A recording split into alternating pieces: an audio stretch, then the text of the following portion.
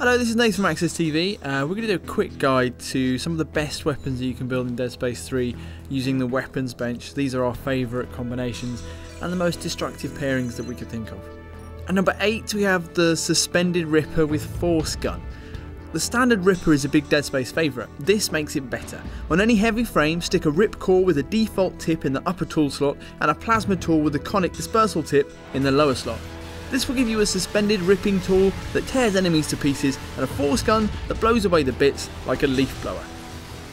And number 7, Bullpop rifle with anchored Bolas. This is a terrible name for an excellent gun. The anchored Bolas is a revolving lump of electrical charge that sticks to surfaces and shreds necromorphs on contact, made by combining a Tesla core with a directed suspension field. To finish, fill the lower slot with a military engine and rail accelerator tip to give you a powerful, accurate rifle.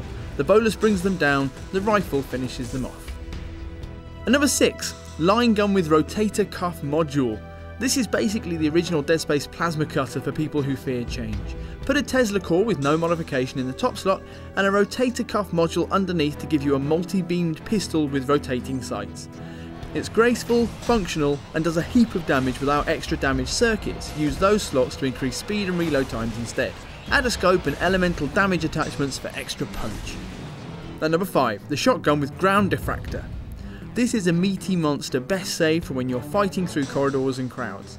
A military engine with a conic dispersal tip will give you a standard shotgun in the upper slot, while a plasma core with a diffraction torus underneath becomes a ground pounding force weapon that knocks all surrounding enemies on their backsides, lining them up for a blasting. Number 4, javelin gun with Incendiary Grenade. Building a javelin gun with a telemetry spike with a default tip won't give you the ability to pin enemies to the wall, Dead Space 2 style, but will give you excellent stopping power in the occasional shot which launches enemies into the next room. An incendiary grenade launcher constructed with a survey charge and diffraction torus tip slots in underneath as an effective fiery means of crowd control. At number 3 we have the Cryogenic torch with rocket launcher. Combat in Dead Space is traditionally about carefully dismembering necromorphs, and this gun definitely isn't. Putting a precision tip on a pneumatic torch gives you a cryogenic flamethrower, while a survey charge modified with a directed suspension field gives you a delicate rocket launcher as support. At number 2, chain lightning gun with flamethrower. Playing with electricity is cool, which is why experimenting with a Tesla core is so much fun. Combine it with a diffraction torus for instance and it'll produce an arc of lightning that spreads from your first target to surrounding necromorphs.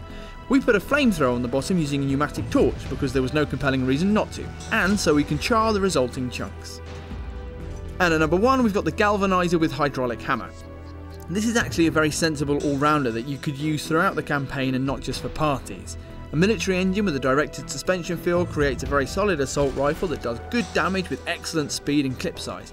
And in the lower slot we put a hydraulic engine which makes a machinated melee weapon and modified it with a conic dispersal tip to give it a hammer swing potency.